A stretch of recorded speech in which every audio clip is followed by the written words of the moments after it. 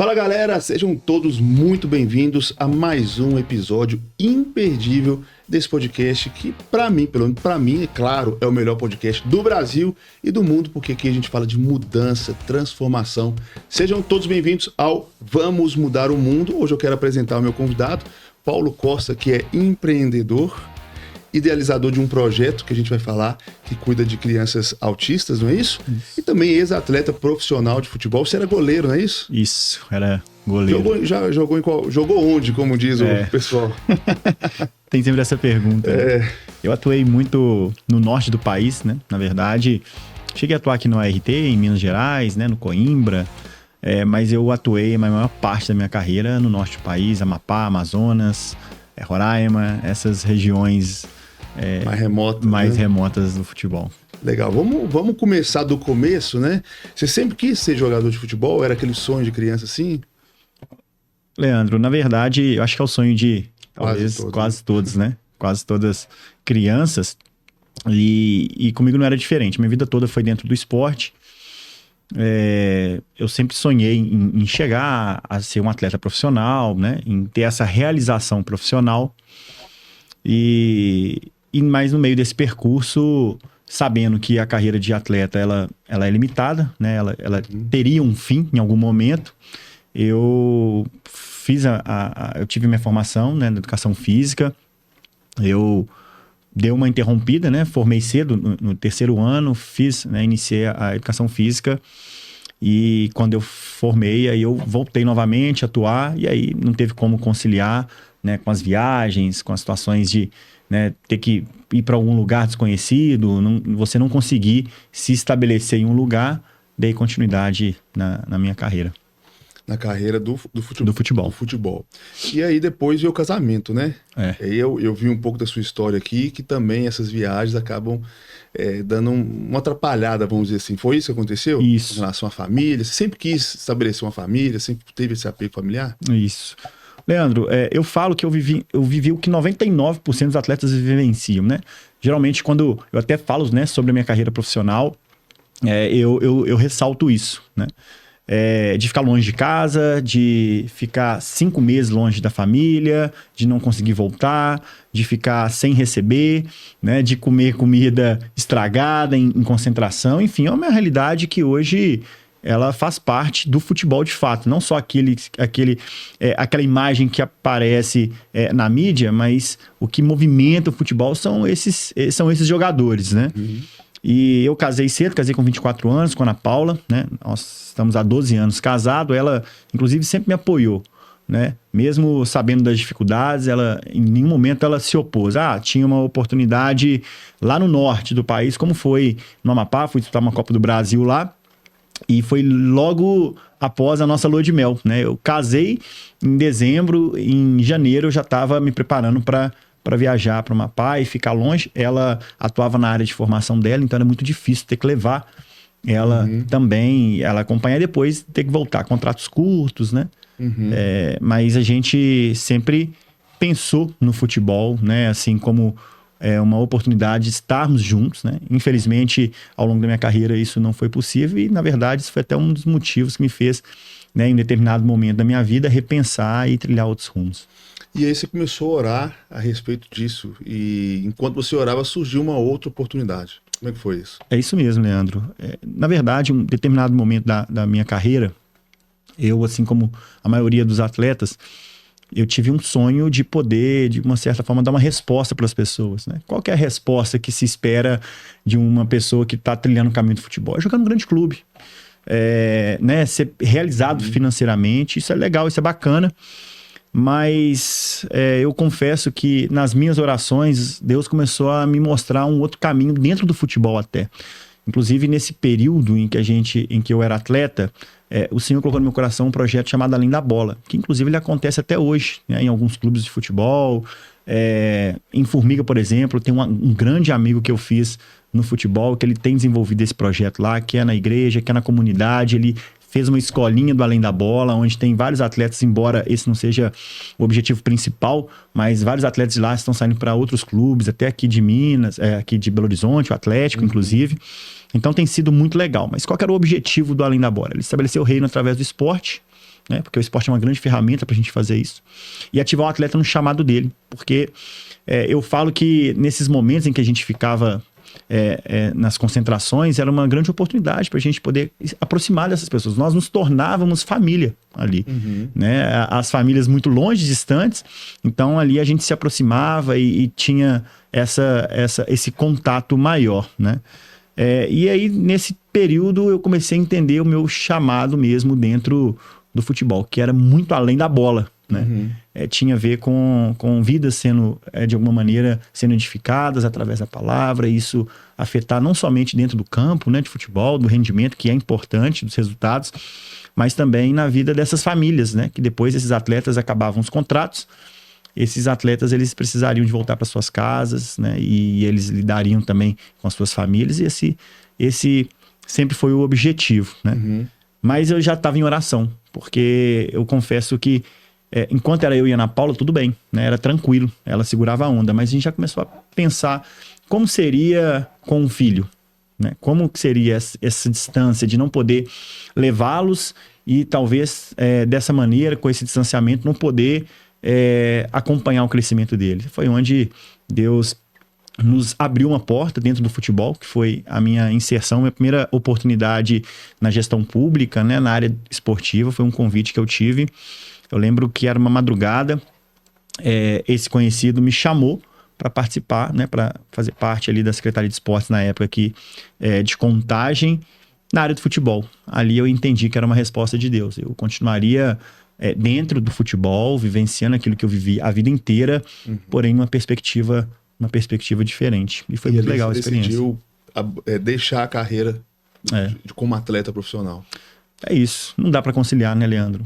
O futebol, eu falo que ele costuma ser até um pouco ingrato, né? Porque outra profissão, né, um engenheiro, por exemplo. O engenheiro, ele continua sendo engenheiro. Um advogado, ele continua sendo advogado, né? Ele pode estar fora do mercado, mas ele continua... O dia que ele quiser retomar, ele retoma. Ele retoma, né? O futebol não. O futebol, você precisa se preparar, você precisa estar bem condicionado, você precisa se dedicar, mesmo quando você estiver fora de um clube, esperando uma oportunidade.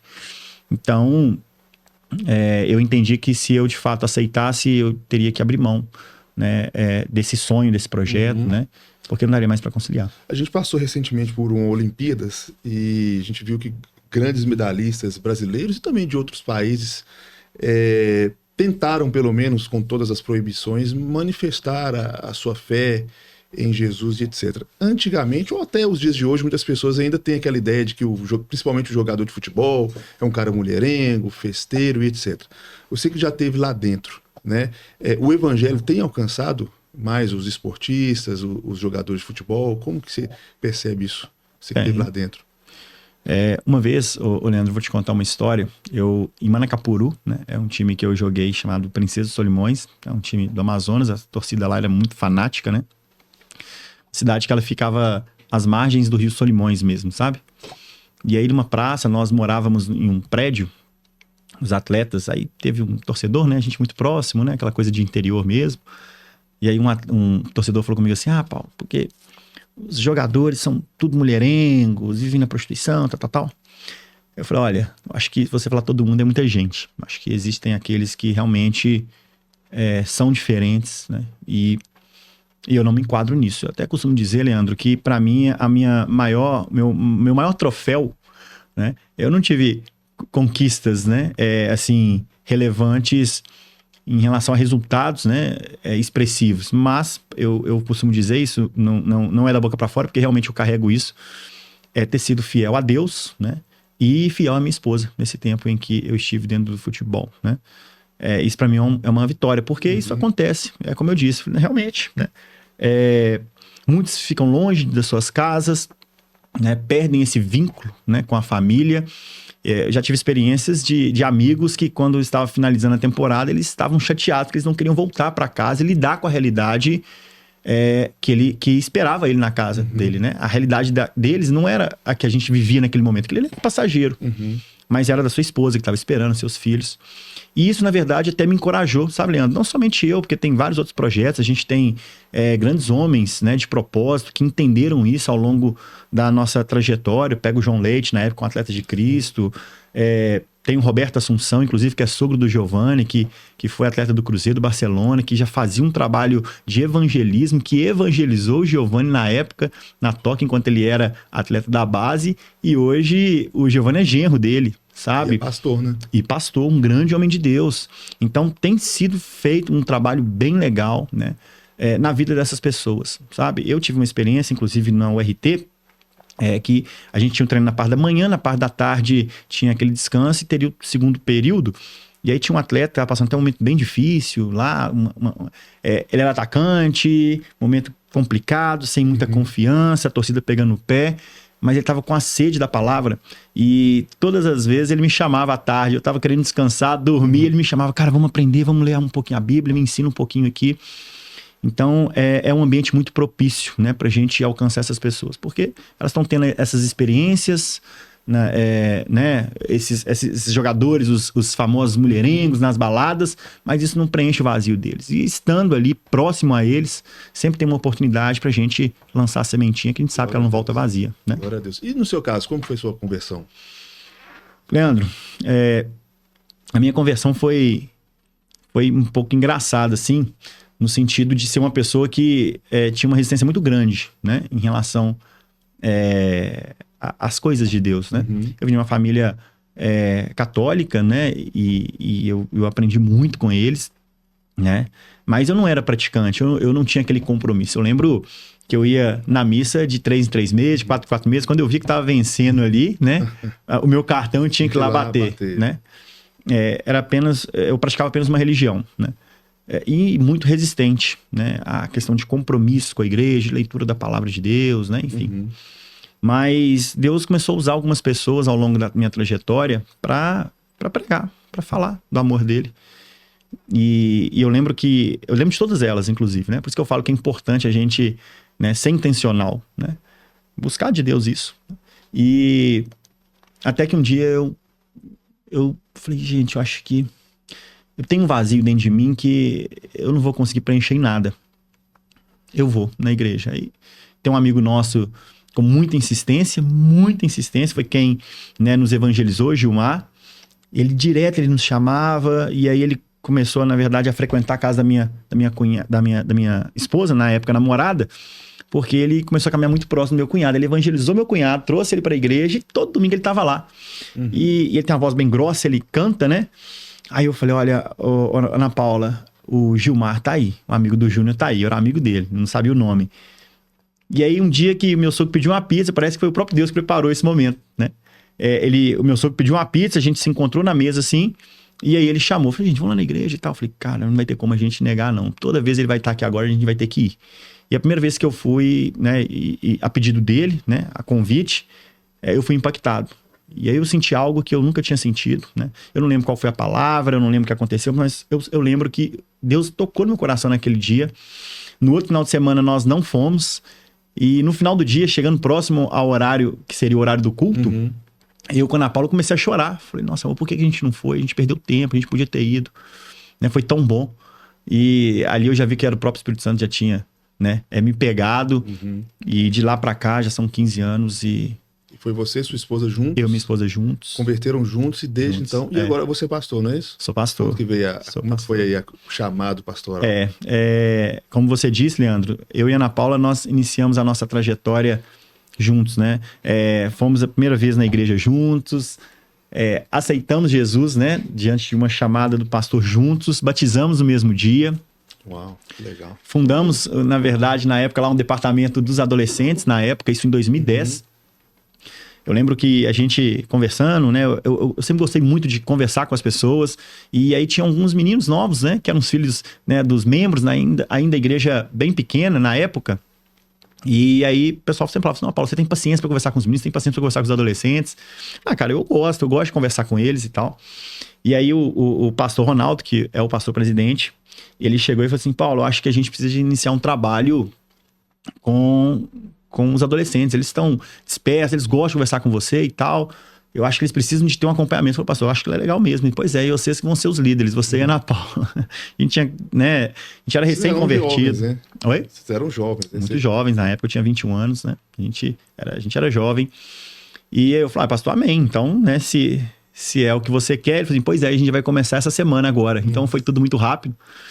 E é muito legal, Leandro, porque hoje a gente vê esses que na época eram adolescentes, hoje casando, a gente poder participar do casamento deles, já tem filhos, e a gente poder, de alguma forma, ter impactado a vida deles, né? E foi algo bem legal. Em 2015, né? A gente sempre esteve ali à frente dos departamentos, desenvolvendo esse trabalho, principalmente com os adolescentes e os jovens. O Senhor testificou esse chamado pastoral, né? O próprio pastor Arnaldo sempre já havia conversando comigo. Falei, Paulo, você tem um chamado pastoral, vou começar a caminhar próximo de você, né? A te preparar, a te conduzir por esse caminho, porque eu acho que o Senhor tem um chamado para sua vida nesse sentido. Mas eu era muito resistente. E eu ainda tinha aquela expectativa dentro do futebol, na época, Leandro, e aconteceu algo que me marcou muito, que foi um sonho que Deus me deu. Deus me deu um sonho, ele foi muito claro, eu lembro como se fosse agora. Eu dentro de um campo de futebol muito resistente, quando se falava em relação ao meu chamado pastoral, meu coração se fechava, né? Pelo medo, talvez, de assumir uma responsabilidade. E aí o Senhor me deu uma visão, um sonho muito claro, bem real. Eu dentro de um campo de futebol, trajado, eu era goleiro, no gol, e o juiz, ele apita e aponta pra mim e fala, você é pastor. Que isso? E aquele Mais marcou. claro, impossível, né? Não tem como, né? Eu dentro do futebol ali, o juiz que seria talvez ali a autoridade naquele momento, sinalizando isso, né? E eu lembro que eu acordei e sabe aquele sonho que você não quer lembrar dele? Eu falei, não, isso aqui deve ser algo da minha cabeça, mas não. Já era o Senhor já sinalizando nesse sentido e desde 2015, né? Foi quando o ano que eu fui consagrado a pastor, a gente já vai aí para quase 10 anos aí. Uau. E aí, nessa época, veio aí o convite para a questão da área pública, né? Para a Secretaria de Esportes. Isso. Como que foi o trabalho lá? Conta aí, como é que foi essa experiência na área pública? Leandro, foi muito legal, cara. Eu entendo que nós, como cristãos, né? O evangelho ele tem que ser integral, né? Eu sempre pensei dessa maneira. Eu tô dentro do futebol, é uma ferramenta, né? Para eu alcançar a vida das pessoas. Né, do meu trabalho, seja ele qual for, eu acho que é ali que é a oportunidade pra gente ser luz, pra gente poder fazer a diferença na vida das pessoas. E na época, já com esse entendimento na gestão pública, a gente pôde fazer um trabalho muito legal, sabe, Leandro? E que marcou muito a minha vida e que, na verdade, foi o despertar para eu me posicionar de fato, assim, na vida política, né? Lá, quando nós chegamos, existia um esquema um pouco obscuro em relação a um convênio que era feito com a entidade que realizava o esporte, que executava as ações esportivas na cidade, né? Nós não celebramos esse convênio porque eles não tinham a CND, não estavam aptos a celebrar esse convênio. Pegamos o recurso, realocamos esse recurso através de um recurso que era mal administrado, era mal aplicado e que tinha pouco resultado na vida das pessoas, quem estava na ponta. Nós tivemos a oportunidade de desenvolver uma escolinha que atendeu mais de 1.000 crianças. Lá em Contagem, nós temos 8 regionais. A cidade de Contagem é uma cidade muito grande, né? 700 mil habitantes. E nós fizemos essa escolinha de futebol, né? Pegamos esse recurso, compramos os materiais, os equipamentos esportivos, fizemos um processo seletivo na contratação dos profissionais, fizemos um edital bem legal, assim, para que de fato fossem profissionais capacitados, com experiência, inclusive... tivemos algumas figuras assim que são bem conhecidas na formação de base, o Índio do Indianápolis, por exemplo, lá do Betânia, que formou vários jogadores, né? Treinei com ele, mas não deu certo. O Índio é muito bacana. E assim, eu lembro que eu já joguei muito contra o Índio, né? E ele era muito enérgico. E aí quando eu conheci, cara, que ser humano muito competente, agregou muito no projeto. Pegamos esse recurso, como eu disse, e, né, proporcionamos isso para a cidade, atendeu mais de 1.000 crianças. E o objetivo até era ampliar para outras modalidades, né? Eu até fiz uma crítica esses dias em relação ao nosso resultado nas Olimpíadas, que reflete, de fato, a disposição do Brasil. Eu tô falando questão cultural mesmo, né? Do investimento do esporte. O esporte, ele transforma a vida das pessoas, né? E no final disso, né, desse processo, né, até... Eu lembro que eu fiz um relatório, né, quando finalizou o nosso tempo lá, e o mesmo relatório que eu entreguei para o meu secretário, né, na época, eu entreguei para o pastor. Falei, pastor, tá aqui o relatório. Ele, sem entender, ele falou, mas para que isso? Falei, pastor, isso aqui é o resultado daquilo que nós fizemos na cidade, a nossa oportunidade de servir as pessoas, né, através do esporte. Foi uma experiência muito legal. Então vocês entraram, além do trabalho e tal, vocês viram que tinha um contrato ali de forma obscura, vocês não renovaram esse contrato, que bem provável que vinha sendo renovado. Celebrados esse convênio há muitos anos. E pegaram um recurso que tinha, mas que não era aplicado, e aplicaram numa escolinha que atendeu mais de 1.000 alunos, e além disso ajudou os atletas também, né? Claro. Que legal. E qual que é o legado que você vê assim, que você deixou hoje na cidade de Contagem através do esporte? Olha, primeiro, de fato, valorizar o esporte como uma ferramenta de transformação social. Teve até um outro fato que aconteceu. Tem uma competição chamada Copa Dadazinho, ela é sub-14, né? E aí, na época, o organizador da Copa nos procurou, né, pra gente poder ser sede. E, enfim, fizeram a proposta, né, pra gente poder, né, absorver essa demanda. E eu levei pro secretário na época. Aí o meu secretário da época perguntou: Paulo, beleza, me justifica então o investimento. Não é investimento alto, investimento baixo para essa competição. Eu falei, ô Hugo, na época era o Hugo, né? Eu falei, Hugo, pensa, imagina para uma criança ter uma oportunidade. E qual que era a nossa ideia? O que nós fizemos lá? Nós não pegamos um time já da cidade, né? A gente tem vários projetos lá em Contagem, temos times de categoria de base. Nós não priorizamos nenhum dos times. Nós pegamos, né? Fizemos uma parceria, inclusive, com o Minas Boca aqui, né? Para eles cederem a comissão técnica, né? A estrutura nesse sentido. E fizemos uma peneira na cidade, né? Então, nós oportunizamos para aquelas crianças que nunca tiveram oportunidade de disputar um campeonato. Nosso objetivo não era ser campeão, nosso objetivo não era o título, era dar oportunidade para essas crianças. Então, tiveram crianças de Nova Contagem, tiveram crianças do Nacional, tiveram crianças que nunca tiveram oportunidade de jogar em algum clube, né? E eu lembro que no grupo, inclusive, da competição, já na segunda etapa, que era a etapa nacional, era o Quixeramobim do Ceará, o América e o Corinthians. Aí eu falei com ele, imagina para essa criança jogar com 14 anos, jogar contra um atleta de um Corinthians que daqui uns 2, 3, 4 anos vai estar no profissional, ou talvez numa seleção brasileira. E aconteceu até, né, na época o Corinthians tinha o Guilherme Biro, que hoje está jogando no profissional, jogou nas categorias de base da seleção brasileira, acho que a olímpica também, né? Na pré-olímpica.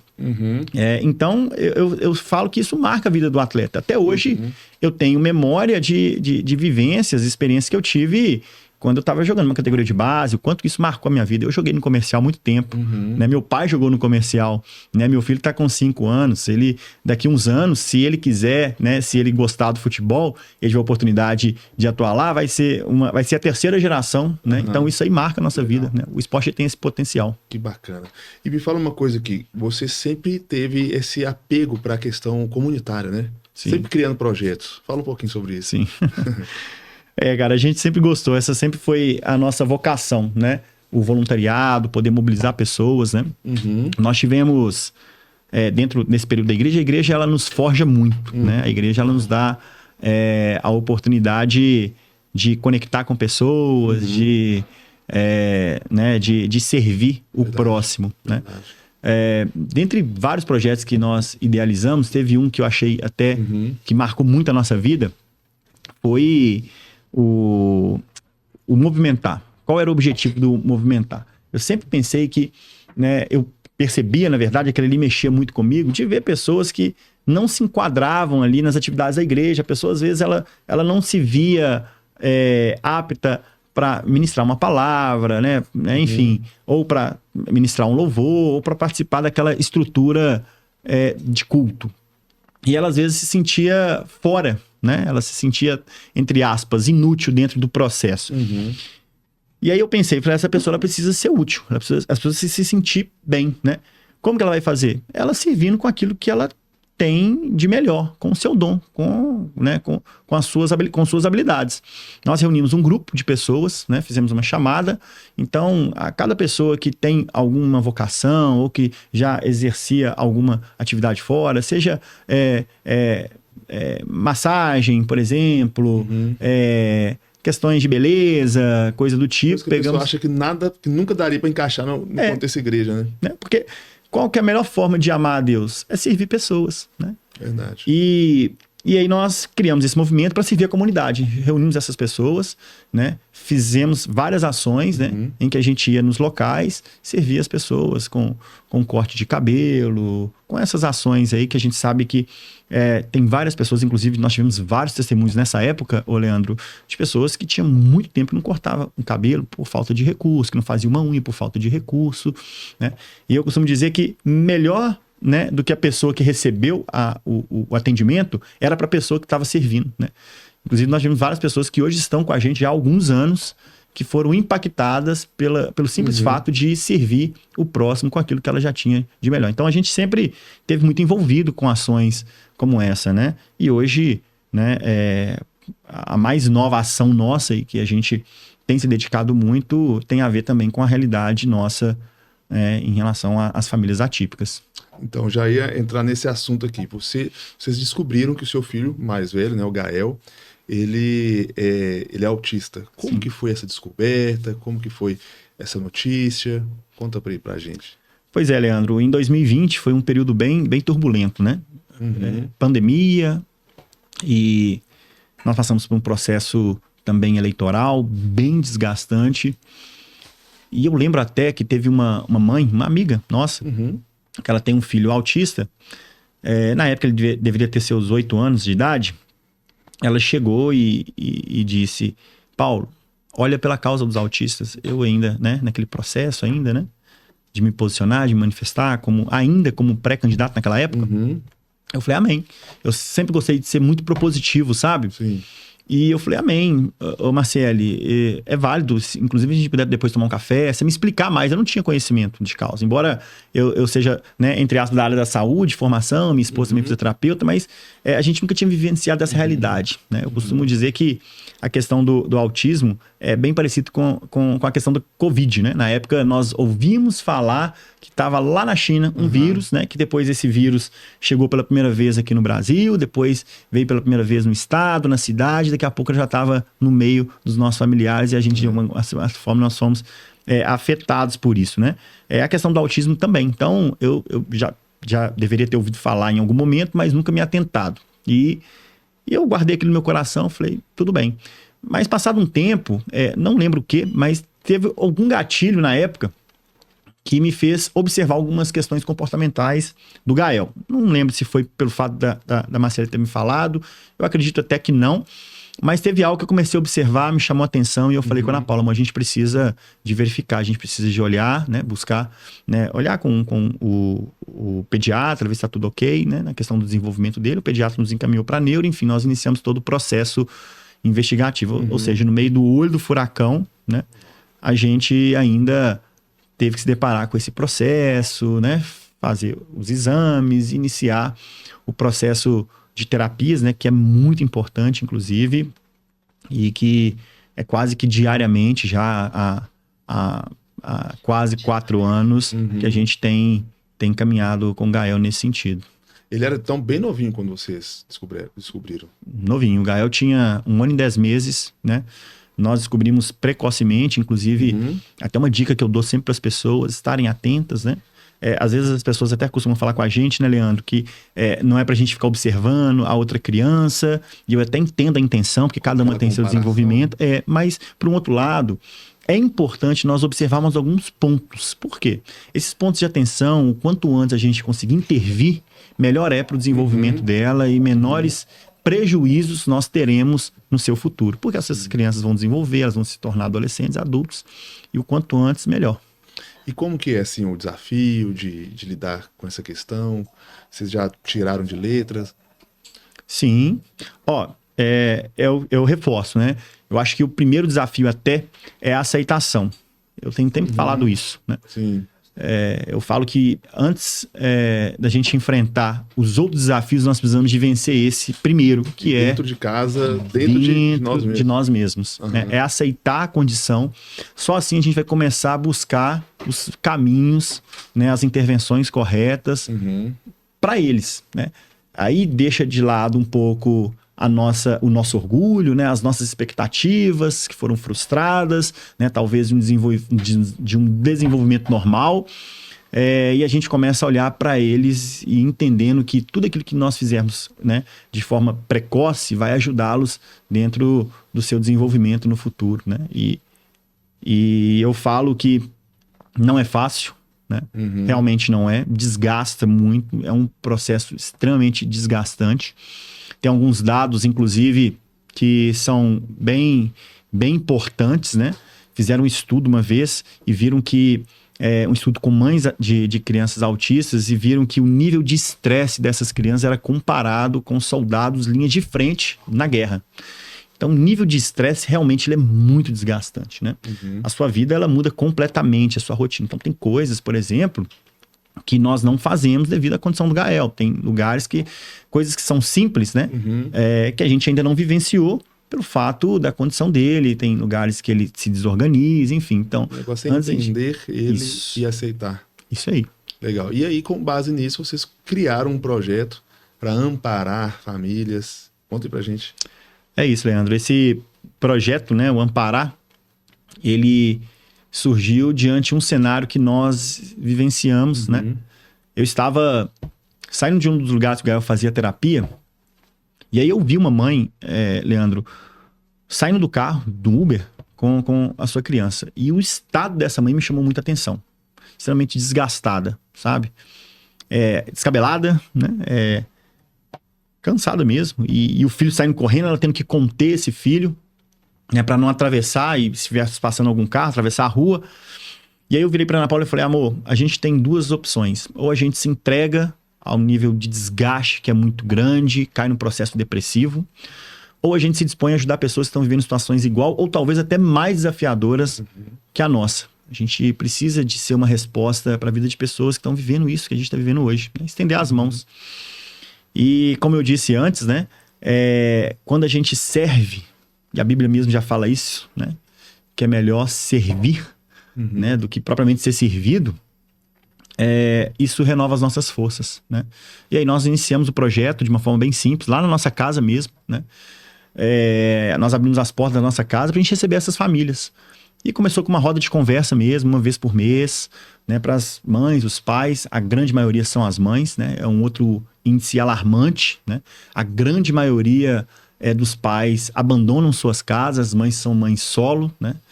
O nível de entrega é muito grande, ou seja, a minha esposa, só abrindo um parênteses, ela teve que praticamente abrir mão da sua perspectiva profissional para cuidar do Gael, para acompanhar o Gael na sua jornada de terapia, que é quase que diariamente, todas as semanas. Então, é muito desgastante. E a gente, nessas rodas, nós, né, demos a oportunidade dessas mães abrirem o coração delas. E é engraçado, Leandro, que é muito nítido quando alguém está indo pela primeira vez, né, nos encontros, porque a pessoa, quando ela começa a falar, parece que ela está tirando um peso das costas e ela começa a chorar. Diversas vezes nós tivemos experiências da pessoa chorar, de soluçar, de pôr para fora, né? Porque muitas vezes as pessoas não entendem, muitas vezes a rede de apoio é bem escassa, essas mães já estão cansadas, sobrecarregadas, sem perspectiva, né? Tudo muito caro, muito difícil, o poder público, infelizmente, não é tão eficiente, né? E nós começamos assim, na nossa casa, e sempre fazendo ações, Leandro, que nós gostaríamos que fizesse com a gente. Então, a gente sempre se coloca no lugar das pessoas. Vou dar um exemplo, né? Tem algumas ações que já fazem parte do nosso calendário, né? O Dia da Beleza para as mães. As mães, devido a essa condição, né, elas ficam muito sobrecarregadas, então elas deixam de lado a autoestima. Elas não cuidam delas. A vida delas, a atenção delas está 100% focada nos seus filhos. Então, para se fazer uma unha, para cortar um cabelo, para se sentir bem, isso fica em segundo, em último plano. Então, nós proporcionamos para elas o Dia da Beleza, sempre no Dia das Mães, né? A gente vai para um salão, nós fomos agora para um espaço, uma clínica de estética bem legal, né? De uma parceira nossa. Levamos todas essas mães e demos todo o tratamento de beleza para elas, né? Para elas se sentirem melhor, para melhorar a autoestima delas. Nós temos uma outra ação também que ela é muito legal, que é o Vale Night, né? Porque a gente sabe, ô Leandro, que o tempo entre o casal, né, para aproveitarem como casal, é escasso. Porque em todo tempo a criança ela demanda atenção. E o nível de estresse é tão grande que quando existe esse tempo, o casal prefere dormir. Por várias vezes, o tempo em que o Gael, né, esteve com meu pai, que fica muito com ele no final de semana, ele gosta, meu pai ama estar com ele também, os meus sogros também, minha mãe, que de repente a gente poderia fazer alguma coisa, eu e a Ana Paula, nós preferimos dormir, descansar à tarde para dar um respiro, sabe? Então, sendo assim, a gente proporcionou, né, para os pais um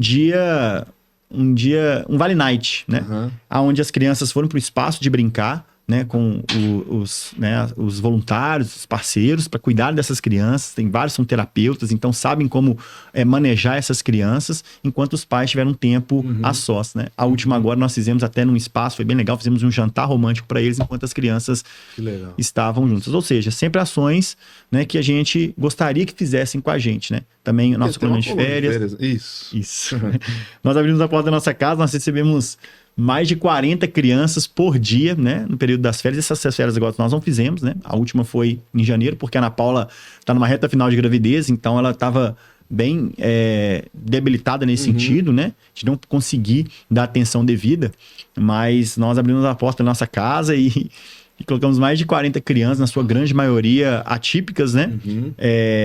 Não somente as atípicas, as crianças típicas também, mas na sua grande maioria as atípicas, para justamente gerar essa interação, inserir eles dentro do contexto normal de uma criança. Isso durante um dia? Uma semana.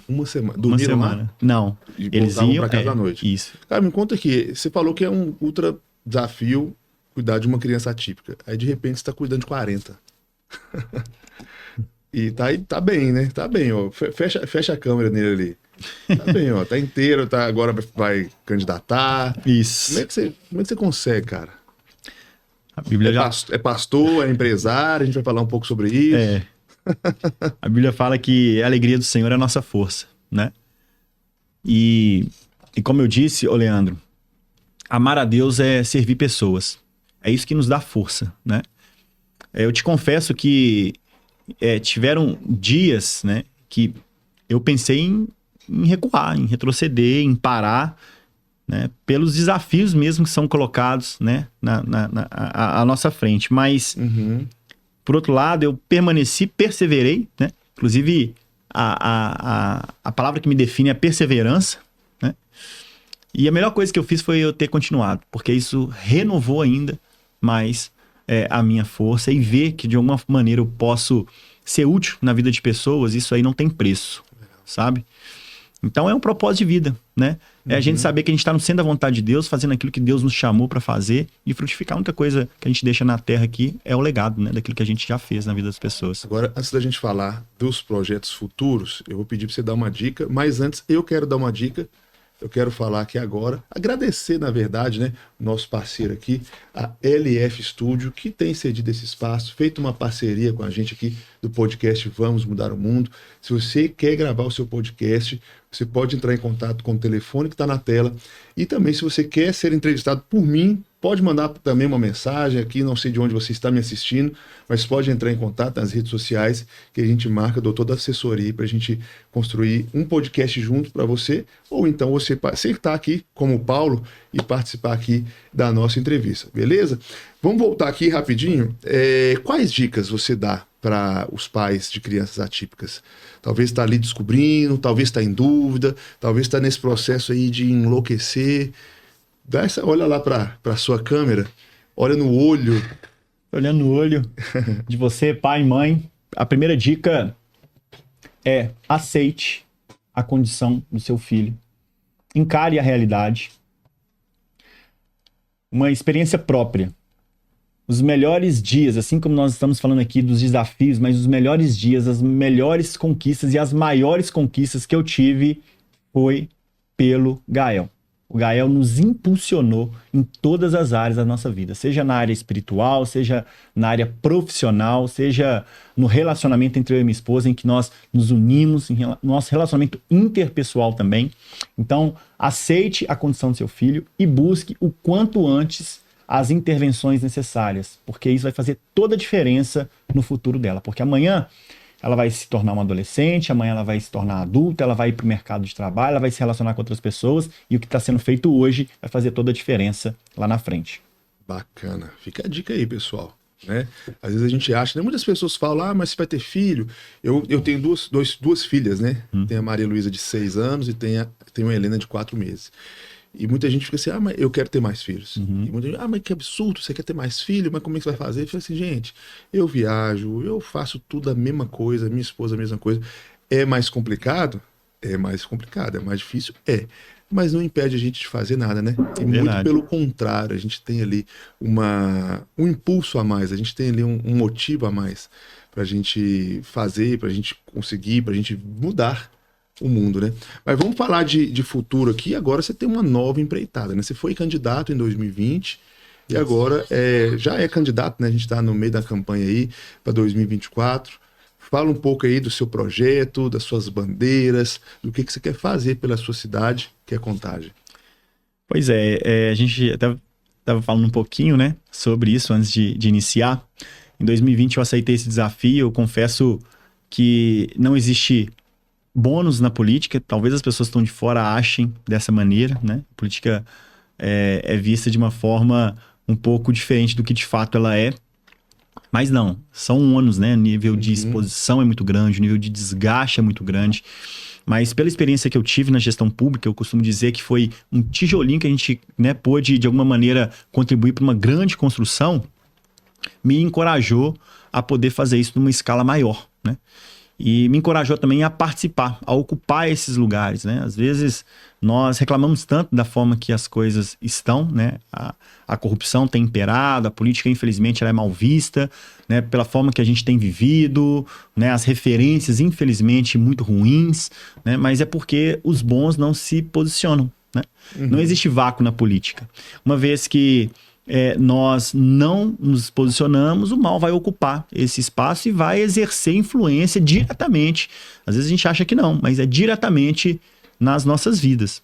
Então isso me encorajou em 2020, foi um momento bem complicado, pandemia, em que a gente não sabia como agir, né? Existia uma preocupação maior em que a política ficava em segundo plano, então um assunto que já não é tão, né, tão bom de se falar, em que as pessoas não são tão receptivas, naquele momento ainda menos ainda, né, onde se a gente saísse para conversar sobre, para fazer campanha, nós éramos mal interpretados, e se a gente ficasse em casa, a gente deixaria de conectar com as pessoas, né?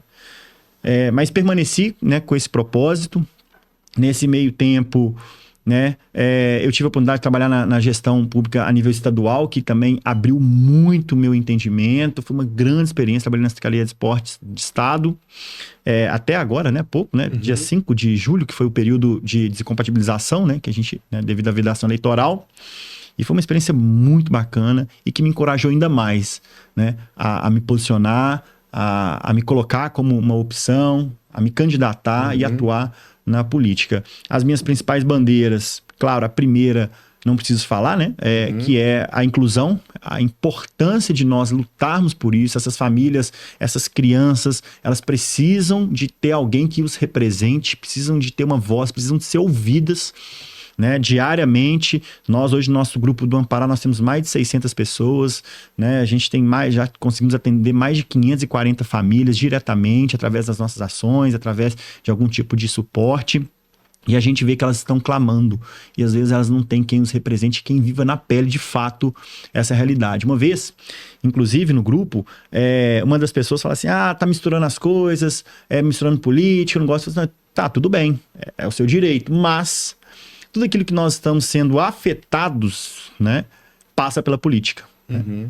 Hoje a gente está tendo uma recorrência muito grande de negativas de planos em relação ao quadro das crianças autistas. E como então elas vão ter as suas intervenções terapêuticas? De que forma que isso vai acontecer? Ou seja, as terapias particulares são muito caras. A maioria das pessoas não tem o acesso. Nós ainda, eu e a Ana Paula, a gente ainda com muito esforço, jornada tripla de trabalho, com a ajuda das pessoas, nossos familiares que nos dão suporte, ainda a gente consegue dar uma condição ainda para o nosso filho. Mas e quem não tem essa condição? E essa mãe solo, por exemplo, com que dinheiro ela vai conseguir custear uma sessão de fonoaudiologia, de terapia ocupacional, e quais são as consequências que essa criança vai ter? Ou seja, ela está sendo sentenciada a ter um futuro cheio de prejuízos porque essa mãe, ou esse pai, ou essa mãe, não tiveram condições para dar para essa criança. Isso passa pela política, políticas públicas voltadas, né, para essas famílias, para essas crianças. Então, essa é uma das minhas bandeiras. O esporte como ferramenta de transformação social. Costumo dizer que o esporte ele melhora os índices diretamente da saúde, da segurança e da educação. É a política pública mais barata que a gente consegue atingir esse tripé, que é a obrigação, né, do Estado. E também o empreendedorismo, né? Porque nós, como indivíduos, nós de fato somos geradores de riqueza e nós precisamos ter estímulo para gerar riquezas, e é o que vai movimentar a economia da cidade, das famílias e nos colocar numa condição melhor. Bacana, são 3 pautas aí brilhantes, né? Sim. A inclusão, a questão do esporte e também do empreendedorismo. Então, gente, você que é de Contagem, hein? Inclusive eu tenho muitos familiares em Contagem, Opa, vou mandar esse podcast maravilha. pra lá. Nada melhor do que a gente votar numa pessoa, escolher uma pessoa que tenha já uma bagagem. Você já tem a experiência no público, você tem a experiência com as pessoas, né? E você não é um cara que criou um projeto apenas para ser eleito. Isso tá no seu sangue, né? Isso. Esse envolvimento com a comunidade. E também você é um empreendedor, né? Fala um pouquinho sobre seu negócio, em que áreas que você empreende. Nós estamos atuando no ramo de limpeza e higienização de estofados, e que passa também pelo Gael, né? O Gael nos impulsionou a isso. Eu e a Ana Paula, nós sempre fomos empreendedores. Nós já vendemos sandálias, né? De porta a porta, né? A prima da Ana Paula, ela tem uma fábrica de sandálias, e nós pegávamos consignado e vendíamos. Tivemos uma experiência também de vender bolinho no pote, na rua mesmo, e nas lojas. E essa história é até bem interessante. Ô, Leandro, nós não tínhamos nem forno em casa na época. E eu estava sem clube, né? A realidade do atleta brasileiro. Ana Paula, ela estava desempregada na época. Eu falei, amor, a gente precisa de fazer algo.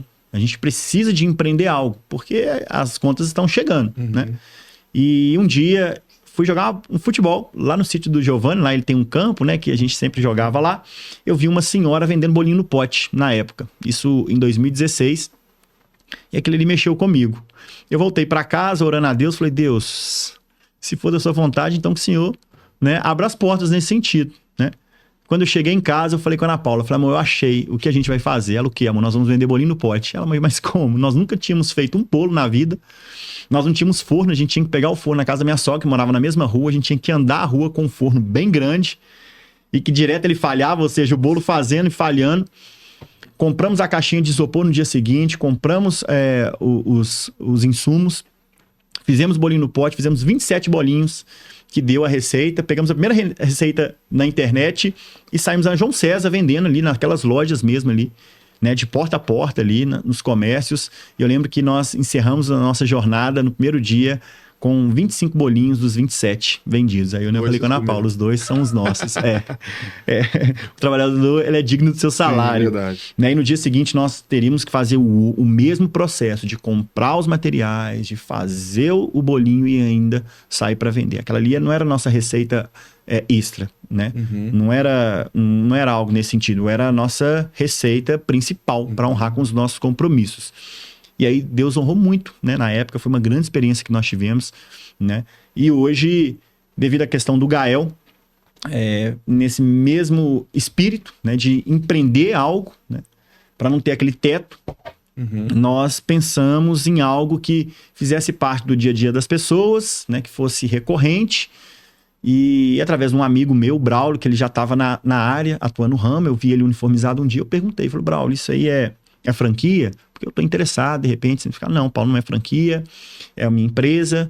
E aí eu expliquei para ele a situação, falei, Paulo, eu te ajudo. Tanto é que eu sou muito grato a Deus pela vida do Braulio, que foi uma pessoa que me inseriu dentro do mercado, me ensinou, me deu todo o suporte. Hoje nós somos parceiros, ele também atua na área, nós somos amigos, é um grande amigo. E já vamos aí para 3 anos já atuando no mercado. Que bênção. Então, gente, empreendedor, pessoa do social, contato com as pessoas, um homem de Deus, né, cristão, não precisa nem te perguntar sobre as pautas, sobre família, Sim. Né, sobre conservadorismo, vai ser chover no molhado, verdade, né? Com certeza. Mas Contagem tem uma ótima opção aí. Lembrem do Paulo. Obrigado, viu, Paulo? Quero te agradecer. Tem mais alguma coisa que você ficou aí sem falar, que eu esqueci de te perguntar? Alguma coisa interessante que você quer contar pro povo aí? Não, A gente falou de bastante coisa, né? Só complementar isso, né, que eu estava falando, a questão do empreendedorismo, é pela condição mesmo do Gael, Sim. e a gente sabendo que as terapias seriam muito caras e que a gente não poderia ter um teto, nós precisaríamos de escalar para ter condições de honrar com os compromissos, a gente deu esse passo. E reforçando, é uma das nossas próximas atividades que nós vamos propor no Amparai, que vai acontecer agora nesse final de semana, inclusive, é a família atípica empreendedora, onde nós vamos reunir essas famílias que empreendem para apresentar para os apoiadores, né, os seus empreendimentos, para que entre eles também possam ser encorajados a empreender, né, para que eles tenham aí condições de ajudar os seus filhos. Cara, como você consegue tempo para fazer isso tudo? É Deus, eu também não sei, mas Deus tem dado graça. Multiplica pão, peixe e tempo também, né? É isso. Glória a Deus. Que Deus possa continuar te abençoando, prosperando as obras das suas mãos, que você continue impactando muitas pessoas e que essa empreitada sua na política, que é uma empreitada digna, honesta, com boa intenção, Deus possa te honrar nisso aí. Cara, sucesso, Deus te abençoe. Você é um cara assim que muda o mundo, mudou o seu mundo, da sua família, tem mudado o mundo de várias e várias famílias. E agora eu creio que pode mudar a Cottage. Amém. Obrigado, Leandro. Parabéns. Prazer. Tamo junto, prazerão. É isso aí, gente. Espero que vocês tenham gostado do nosso bate-papo. Ao longo aí do tempo você pode ter procurado, pode procurar as redes sociais do Paulo e também nos seguir nas redes sociais aí também pra gente manter o contato de sempre, tá? Obrigado pela companhia. Até o nosso próximo encontro. Valeu. Tchau, tchau.